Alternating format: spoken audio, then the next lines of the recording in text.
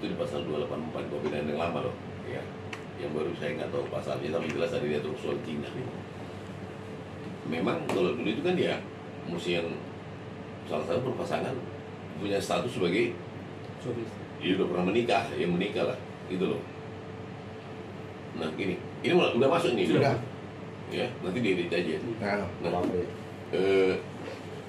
gini, terkait dengan undang-undang yang baru ini, saya jadi heran ya. Kan anggota Dewan yang terhormat menyatakan sudah lama digodok, bertahun-tahun loh, ya.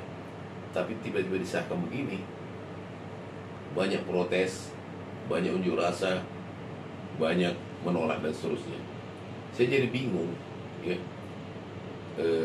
Kita nggak bicara soal durasi sekian lama sekian tahunnya, apa yang dikerjakan, apa kualitasnya gitu loh. Tentu kan di dalam untuk idealnya merancang suatu aturan kan, di samping orang-orang yang punya kompetensi, ya, karena menyangkut kehidupan banyak orang gitu ya. Itu kan ada tokoh agama, ada pemuka-pemuka, tokoh masyarakat dan seterusnya. Kan katanya udah sosialisasi. Tapi kok masih timbul pemberontakan seperti ini? Nah, jangan-jangan dikatakan sosialisasi mungkin terbatas. Misalnya apa? Ke kampus-kampus iya, tokoh agama ya, tapi cuma di kota doang. Ya, LSM ya, tapi cuma di kota doang. Indonesia ini kan luas, sekian ribu pulau loh. Nah, bagaimana dengan warga yang di pinggiran sana, yang di kampung-kampung sana? Kalau mau jujur, mungkin ribuan atau bahkan mungkin puluhan ribu yang orang di kampung sana hidupnya kumpul kebo, punya anak, bahkan punya cucu. Ya, kita lupa hukuman itu berlaku di sana kan. Dia nggak pernah nginjak, misalnya harus pemberkatan di gereja kalau buat Nasrani, atau misalnya ijab kabul secara ada gini, dia tidak pernah mendapatkan sertifikat atau pengakuan dalam bentuk buku nikah lah dari negara, ya kan? Nah, bukti pemberkatan dan seterusnya. Tapi udah mereka lakukan puluhan tahun yang lalu gitu. Apalagi suku-suku pedalaman. Itu maksud. Sampai kemana sosialisasinya ini? Berarti sekarang banyak pemberontakan, banyak orang yang menolak, banyak yang protes itu, banyak melawan. Oke lah, dia bilang 3 tahun untuk sudah diundangkan sampai sosialisasi dan seterusnya. Itu kan substansi tidak berubah. Nah, bagaimana dengan status orang yang di pinggiran sana yang udah beranak cicit itu gitu loh? Itu puluhan ribu pasangan loh. Nah, jadi ini juga koreksi buat anggota Dewan terhormat dan juga inisiator pemerintah dan seterusnya, menurut instansi atau lembaga terkait. Seperti apa kajiannya gitu loh? Tapi menurut abang ini dibentuk idealnya undang-undang dibentuk kan untuk ketertiban umum seluruh Indonesia, kesejahteraan seluruh warga Indonesia, kan itu idealnya kan. Jadi kita nggak butuh hanya sebatas diundangkan, ya, lantas diberlakukan sementara banyak penolakan. Atau apakah yang menolak ini nggak beres gitu loh? Pengertian nggak beres ini, kuat nggak aspek juridis, kuat nggak alasan juridis dari si yang menolak ini? Ya, artinya meyakinkan, argumentasi dan pembuktian secara hukum kuat nggak? Ya, tapi kan yang kita dapat informasi, negara lain pun internasional juga kok seperti nggak sependapat untuk beberapa pasal gitu loh. Terutama negara-negara yang berlandaskan HAM. Iya, kan HAM orang harus dilindungi, gitu loh. Apalagi kan banyak sini segi-segi mengandung privacy, gitu loh.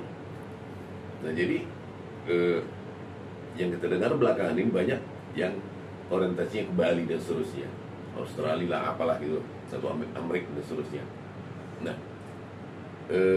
kalau kita bilang sudah matang satu pekerjaan, lama digodok, lama diproses, terus komponen yang berkontribusi juga katanya komplit dan lengkap, tapi banyak penolakan. Ini ada apa gitu loh.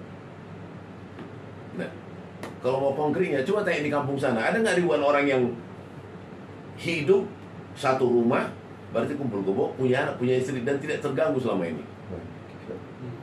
Coba di Regia itu. Nah, itu maksud tadi kan, ini sosialisasi sampai sejauh mana? Ya, apakah sudah hanya di kota, tidak ada estafet ke pinggiran, gitu loh, ya. Jadi meskipun kita bukan pakar untuk ini, tapi kita bisa mengkritisi, ya. Nah, bagaimanapun juga tujuan hukum kan untuk kepentingan warga negara semua, untuk mengatur tata tertib, ya, interaksi, ya, untuk melakukan tindakan hukum dan hubungan hukum dan bla bla bla, gitu ya. Nah, idealnya itu kan mau hukum apapun itu, ya kan? Nah, tetap harus menjaga HAM orang kan, iya dong. Jadi bukan sebatas hanya udah di produk hukum sekian banyak, prestasi luar biasa dari sudut kuantiti silakan, tapi kualitasnya kalau banyak penolakan begini gimana dong? Tapi Bang, menurut Cara soal kita mesti belajar seperti orang China, ya. China itu nggak mau tahu, pengacara, apa usahamu, dia kata gitu, apa hasilnya gitu loh. Nah sekarang hasil seperti ini, banyak reaksi gitu loh. Kita tetap mendukung pemerintah, ya. Kita tidak mau artinya menambah ribet, ya. Tidak bermaksud menambah ribet. Kita mendukung setiap planning atau program pemerintah sebagai warga negara. Jangan bikin tambah ribet, ya.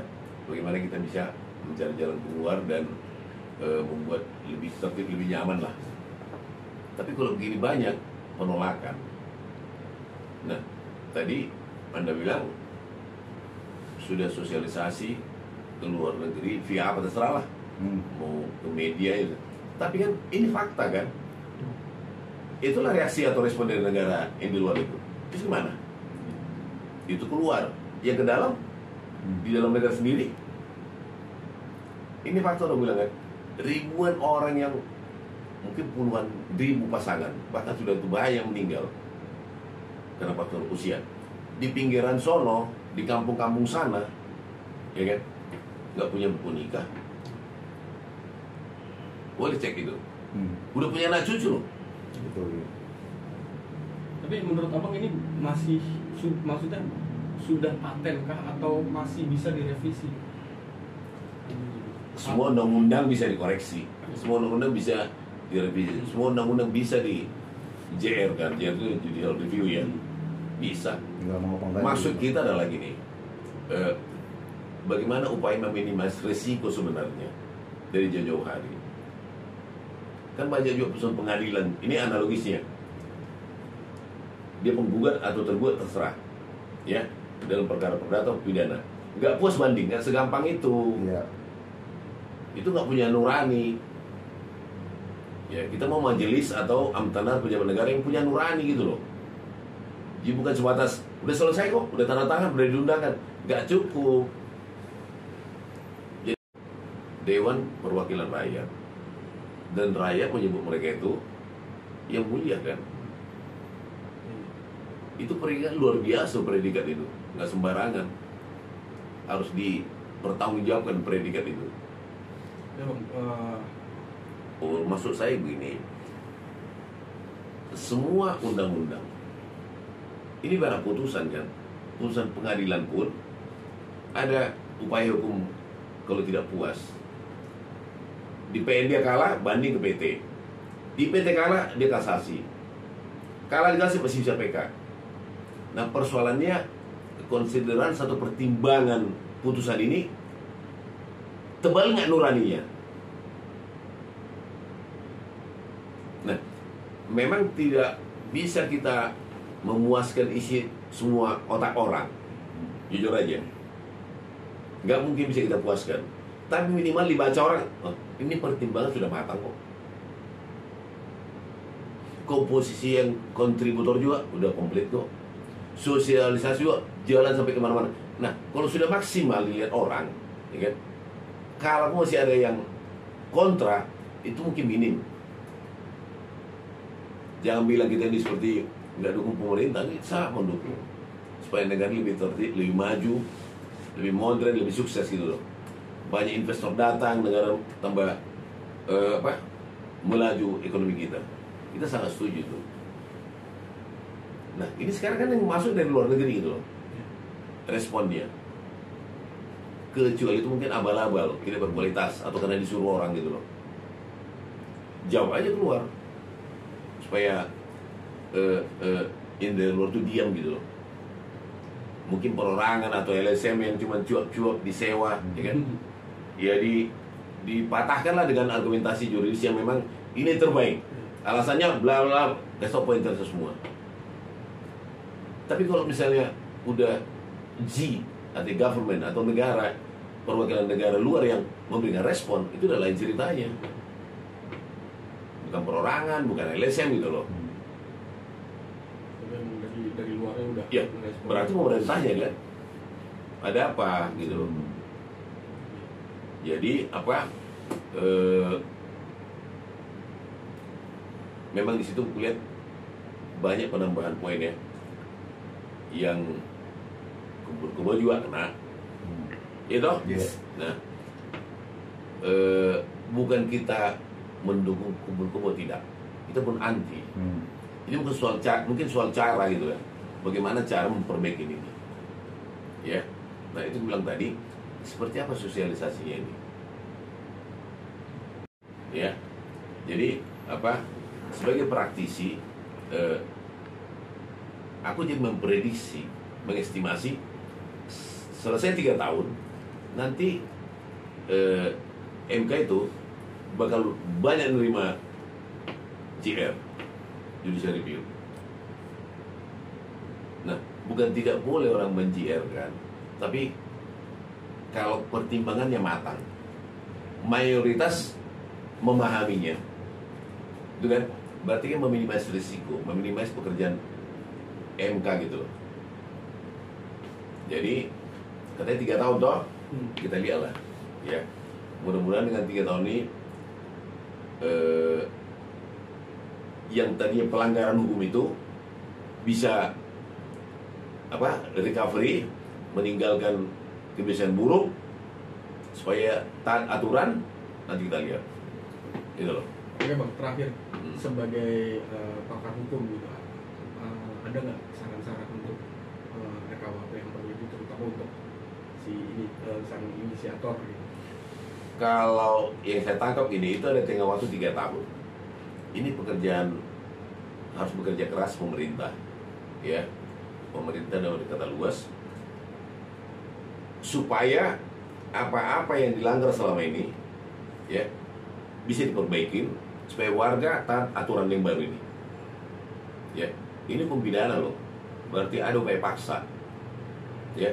Tapi kalau tidak tersosialisasi dengan baik dan orang belum paham, orang akan berontak, ya, orang akan demo, orang akan unjuk rasa. Itu yang kita minimize sebenarnya, ya.